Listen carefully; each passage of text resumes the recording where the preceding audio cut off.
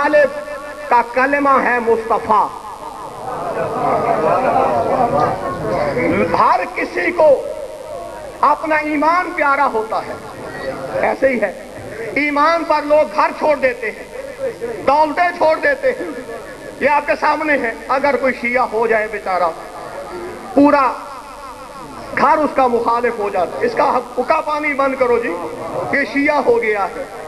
یعنی تکلیفیں آتی ہیں، مصیبتیں آتی ہیں، لوگوں کو ایمان اپنا پیارا ہوتا ہے۔ تو مجھے بتاؤ تو صحیح، جب حضور نے اعلان کیا تھا تو کیا ابو طالب مخالفت کرنے والوں میں تھے یا ساتھ رہنے والوں میں تھے؟ اور پھر جب بائیکاٹ ہوا، بائیکاٹ کنہوں نے کیا؟ تھوڑا سا زحمت کرو گے، کنہوں نے کیا؟ کافروں نے۔ کن کا کیا؟ مسلمانوں کا۔ اب جنہوں نے بائیکاٹ کیا وہ تھے کافر، جن کا بائیکاٹ ہوا وہ کون تھے؟ مسلمان۔ اب مجھے نہیں پتا میں سمجھا سکا ہوں یا نہیں، مجھے بتاؤ کیا ابو طالب بائیکاٹ کرنے والوں میں تھے یا ہونے والوں میں تھے؟ اگر بائیکاٹ کرنے والوں میں تھے تو پھر آپ کی مرضی ہے، جو کہتے رہو کہہ سکتے ہو۔ اگر بائیکاٹ ہونے والوں میں تھے، اور پھر لوگ، اولاد بڑی پیاری ہوتی، ہر کسی کو بڑی پیاری ہوتی ہے۔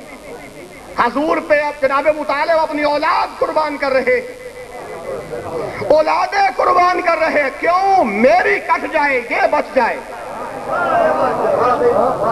بچانے کے لیے اپنی اولادوں کو قربان کرتے رہے تاکہ یہ کٹے، یہ بچے، میرے کٹتے ہیں تو کٹ جائیں۔ بس میں فضائل کا آخری جملہ کہہ رہا ہوں، احسان کرتے رہے۔ اللہ احسان کا بدلہ احسان سے دیتا ہے۔ پہلا احسان کیا کیا کہ جناب رسول خدا آئے جناب ابو طالب کے گھر۔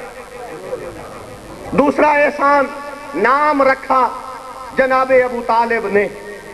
تیسرا احسان، نکاح پڑھا جناب ابو طالب نے۔ چوتھا احسان، 40 مشرکین کے سامنے نبی کا بازو بلند کر کے فرمایا کم کم یا مولا، یا میرے مولا کھڑے ہو جاؤ اور اپنے اعلان کرو نبوت کا۔ احسان کیے ہیں۔ اللہ کہتا ہے میں احسان کا بدلہ احسان سے دیتا ہوں، میں احسان کا بدلہ احسان سے دیتا ہوں۔ تو نے میرے حبیب پہ احسان کیا، میرا حبیب آیا تیرے گھر میں، تیرا بیٹا آئے گا میرے گھر میں۔ تو نے میرے حبیب کا نام محمد زمین پہ رکھا، میں تیرے بیٹے کا نام علی عرش پہ رکھوں گا۔ تو نے میرے حبیب کا نکاح فرش پہ جناب ختیجہ سے پڑھا، میں تیرے بیٹے کا نکاح فاطمہ سے عرش پہ پڑھوں گا۔ تو نے زمین پہ حق مہر دیا، میں نے پوری کائنات حق مہر میں دی۔ تو نے میرے حبیب کو 40 مشرکین کے سامنے کہا کم کم یا مولا، یا اور میں اسی حبیب کے ہاتھوں سے 1.25 لاکھ کے مجمع میں اسی حبیب سے تیرے بیٹے کے لیے کہوں گا من کنت مولا ہو فہذا علی کو۔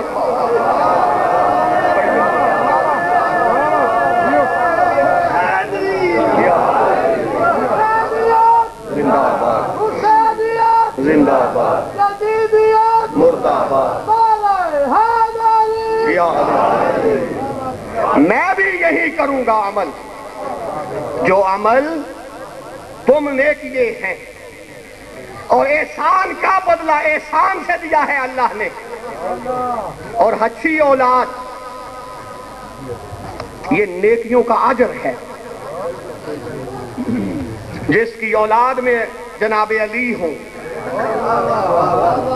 اور یہ اس سے بڑی اور بڑا کیا اجر ہو سکتا ہے کہ ختیجہ کو اجر کے طور پہ سیدہ عطا کی، اور جناب ابو طالب کو اجر کے طور پر علی عطا کیے۔ اس سے بڑی اور کیا فضیلت ہو سکتی ہے، اس سے بڑی اور کیا عظمت ہو سکتی ہے؟ اور تمہیں کیا پتا ختیجہ کسے کہتے ہیں، ابو طالب کسے کہتے ہیں؟ یہ تو قیامت کے دن پتا چلے گا۔ وہ گناہگاروں کی بخشش کا جو ذریعہ ہے وہ جناب ختیجہ اور جناب ابو طالب ہے۔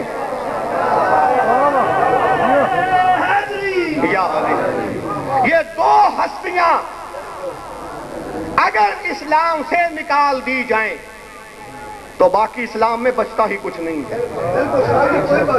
اگر اسلام پروان چڑھا ہے تو ان ہستیوں کے صدقہ میں، اگر لوگ مسلمان ہوئے ہیں تو ان کے صدقہ میں ہوئے ہیں، اگر آج یہ اسلام ہے نا تو ان کے صدقے میں ہے، اور اگر اسلام بچا ہے تو بھی ان کے صدقہ میں بچا ہے۔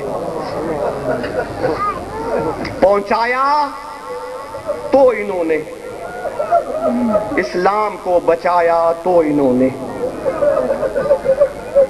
لوگوں کا اسلام پہ لگا کچھ نہیں، ان کا بچا کچھ نہیں۔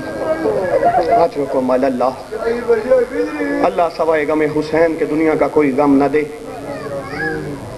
عزادارو،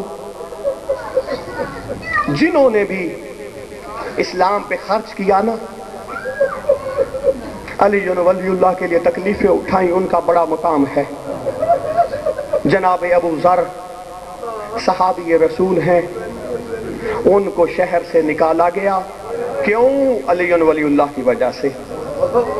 قبلہ شہر سے نکلے، 7 سال کی بیٹی تھی ساتھ،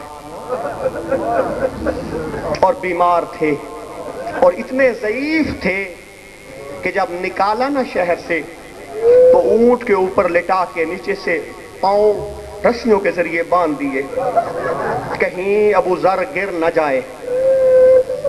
قبلہ بیمار تھے، آخری وقت آیا نا جب جناب ابو ذر کا، اس وقت فرماتے ہیں بیٹا مجھے لگتا ہے میرا آخری وقت ہے، جب میں مر جاؤں نا چوک میں کھڑے ہو جانا اور لوگوں سے کہنا میرا بابا مر گیا ہے، اسے دفن کر دو۔ اجرکم علی اللہ۔ عزادارو، مجھے بتاؤ تو صحیح اس بچی کی کیا حالت ہوگی جو ہو بھی اکیلی، ہو بھی جنگل، اور ایک باپ سہارا ہو، اور وہ بھی دیکھتے دیکھتے مر رہا ہو۔ عزادارو، جناب ابو ذر دنیا سے چلے گئے، بی بی جا کے کھڑی ہو گئی، اور جب اجر ملتا ہے نا تو پھر ایسے ہی ملتا ہے۔ عزادارو، جناب ابو ذر کی بیٹی نے سر میں خاک ڈالی اور چوک پہ کھڑے ہو کے اعلان کیا، لوگو میرا بابا مارا گیا ہے۔ عزادارو، جناب مالک اشتر گزر رہے تھے، انہوں نے اعلان سنا، آئے، جب بچی نے دیکھا نا قافلہ آ رہا ہے، دستہ ہے فوج کا، ڈر گئی بچی، اور پہاڑی کے پیچھے ریت کا ٹیلا تھا، اس کے پیچھے چھپنے کا ارادہ کیا۔ یا جناب مالک اشتر فرماتے ہیں بیٹا ڈر نہیں، میں تجھے کچھ کہنے نہیں آیا، تیرے بابا کا جنازہ پڑھنے آیا ہوں۔ اجرکم علی اللہ۔ اللہ سوائے غم حسین کے دنیا کا کوئی غم نہ دے۔ بس عزادارو، جنازہ پڑھا، بیٹی کے سر پہ شفقت کا ہاتھ رکھا، بیٹی کو ساتھ لیا اور لے آئے مولا علی کی خدمت میں۔ جب پہنچ گئے نا، یا جناب زینب و کلثوم کو پتہ چلا کہ جناب ابو ذر کی بیٹی آئی ہے، پیغام بھیجا، بابا جو آپ کے صحابی کی بیٹی آئی ہے نا اسے ہمارے پاس بھیجو، ہم پرسہ دینا چاہتی ہیں۔ عزادارو، جب آ گئی نا بی بی، بچی کے پاس جب بیویاں آ گئیں، درمیان میں کھڑے کر کے جناب زینب و کلثوم نے ہاتھ بھی شفقت کا رکھا اور رو کے پرسہ بھی دیا۔ عزادارو، یہ بھی یتیم تھی، ایک یہ یتیم ہے، ایک حسین کی یتیم ہے، اور یہاں مالک اشتر نے پیار کیا تھا، اور وہاں مسلمان تماچے مارتے تھے، اور جب سارا قافلہ جانے لگا نا، اس وقت جناب سکینہ رو کے کہتی ہے، کمینہ مجھے نہ لے جا۔ کیوں؟ فرمایا اس لیے نہ لے جا کہ میں کھڑی ہو جاؤں گی چوک پہ، ہر آنے والے قافلے کو بتاؤں گی، لوگوں میرا بابا مارا گیا ہے، لوگوں میرے بابا کا جنازہ پڑھو۔ عزادارو، اب جلد سے مجھے معاف کر دینا۔ عزادارو، قافلہ تیار ہوا، محملوں پہ، محمل ہی کہوں نا، بیویاں سوار ہوئی، سید سجاد نے سوار کیا۔ جب بیویاں سوار ہو گئی، سید سجاد نے سکینہ کو اٹھایا اور اٹھا کے گٹھی کی گود میں بٹھایا۔ کمینہ کہتا نہیں سجاد، آج سکینہ الگ اونٹ پہ سفر کرے گی۔ امام فرماتے ہیں کمینہ اونٹ دیکھ، او میری 4 سال کی بہن دیکھ، کیا یہ الگ اونٹ پہ سفر کرنے کے قابل ہے؟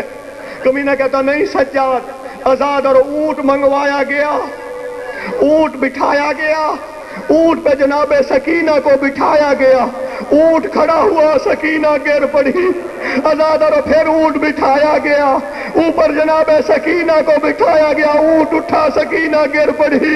سید سجاد آگے بڑھ کے دے کمینہ اونٹ بھی دیکھ اور میری بہن بھی دیکھ۔ کمینہ کہتا نہیں سجاد، سکینہ الگ اونٹ پہ سوار ہوگی، آزاد اور اونٹ بٹھایا گیا، اونٹ پہ جناب سکینہ کو لٹایا گیا اور رسی لے کے سکینہ اور اونٹ کو اکٹھا باندھ دیا۔ آزاد اور اب جو اونٹ چلتا، سکینہ رو کے کہتی بابا سکینہ مر جائے گی۔ آج کو ملا